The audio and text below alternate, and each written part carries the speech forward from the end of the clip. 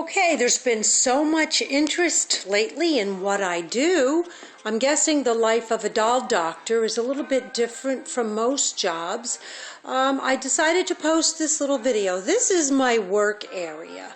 I am Dr. Noreen and work for the Tonner Doll Company as the resident doll doctor, actually the only doll doctor. This is the area where I work. I'll show you some of the dolls that are either waiting to be finished or are recently finished. These have just come in. These have just come in. These have just come in, a few hard plastics. These are actually my favorite to work on because they really usually come out real well. And again, we have our admissions form, which every patient fills out before they come in. And there's the legal stuff at the bottom. I'll show you some more. You might recognize your own dolls here.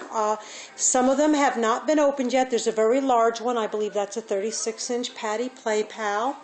There's some interesting patients waiting here. Sadly, I've gotten quite a bit behind. I am actually right now waiting to do about 30 to 40 dolls. There's another large doll in that box.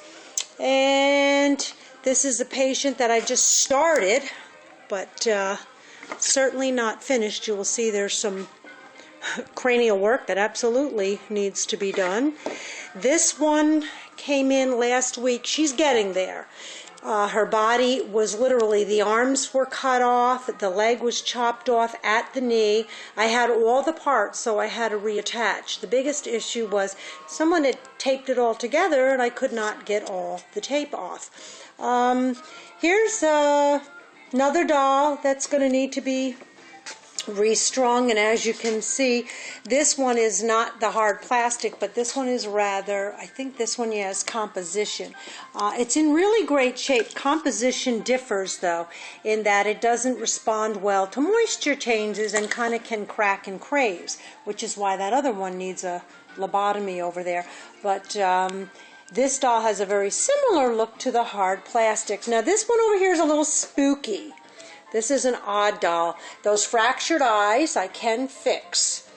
She looks a little bit scary right now. Some people are actually afraid of dolls, but I actually, the scarier they are, the more I like them. She has a super articulated body. Sadly, she has very few fingers, so not that she's using them right now, but I'll have to resculpt those. And again, over here, this is the morgue area where some dolls come in that there is no hope for, and sometimes they stay here and we'll take organs if we need them. Up here we definitely have some organ donors, people either with heads, or you can tell why he died, people with heads or bodies or whatever that can go on to save another are up here. Yeah, that one already gave up its arms. Poor thing. And but I come in here every morning and I work till dark and I try to get as many of these little lovelies back into the arms of their owners. It's the most rewarding job you could ever have. The look on people's faces when they get their dolls back, sometimes they cry, sometimes they hug me, but no matter what, it's that feeling of giving them back something that made them feel so good. This is the area, some kind, different supplies that I use. Every job is different.